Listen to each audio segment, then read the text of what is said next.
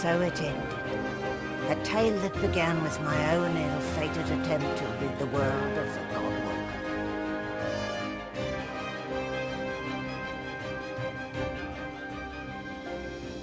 A new divine rose, a true heir to the Seven, more powerful than ever, and united Rivellon in its battle against the Void. All across the realm he was loved, worshipped and adored. Humans, lizards, elves and dwarves all rallied to his banner. The great allegiance stood once more, but the war continued.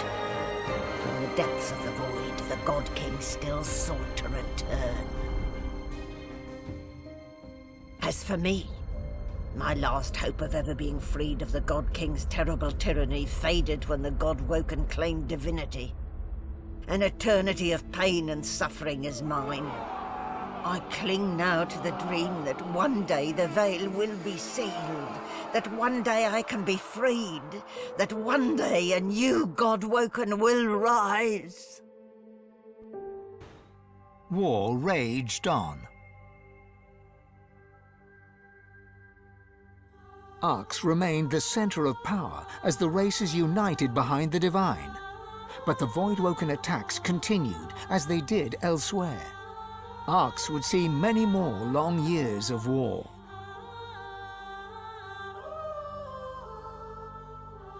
The ancient empire of lizards became one of the pillars of the new Divine Alliance. The houses of war and of shadows were particularly useful in the fight against the God King. The Empire used the war to expand its territory. Justinia returned to her throne. Under her rule, the Dwarven Kingdom fought for the Divine, and her loyalty was unquestionable. Many fine and courageous dwarves did their people great honor, in battle and in death.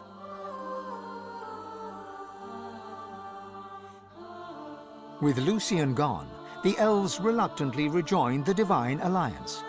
Their place in the war on the Void would entirely depend on the integrity of the new Divine.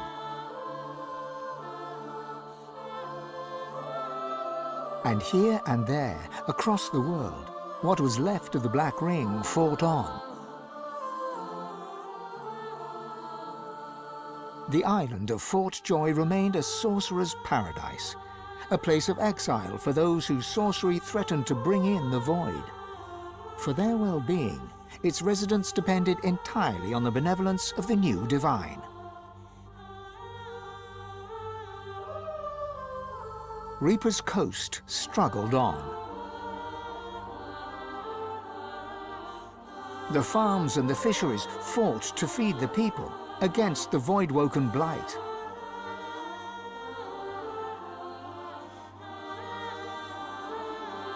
The Black Pits took fire.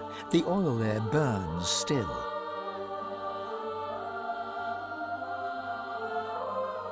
Driftwood teetered on the edge of starvation until the night the Voidwoken came from the sea.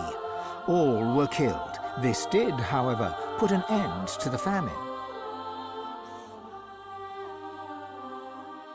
The nameless isle had vanished. Although only open water remained, by instinct ships would steer clear.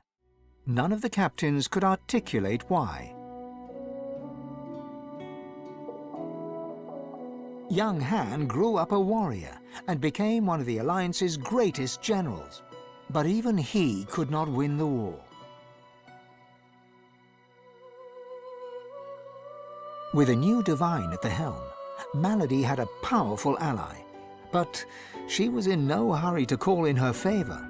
After all, it might be the last thing she ever did. Ahu the Wizard served the new Divine with honor, wisdom, and an at times unnerving feline elegance. Jehan the Demon Hunter never stopped hunting for demons. Sahala sought to strengthen the Elven alliance with the new Divine. Her powers of sight proved useful in the ongoing war against the Void, but she could never be sure that the new Divine trusted her. On his return to the Empire, the Red Prince was hailed a hero. He married Sada, and they had many more dragons. Soon, the prince became the emperor. Faced with dragons, the Void did not gain the upper hand in the Empire. And then there was you.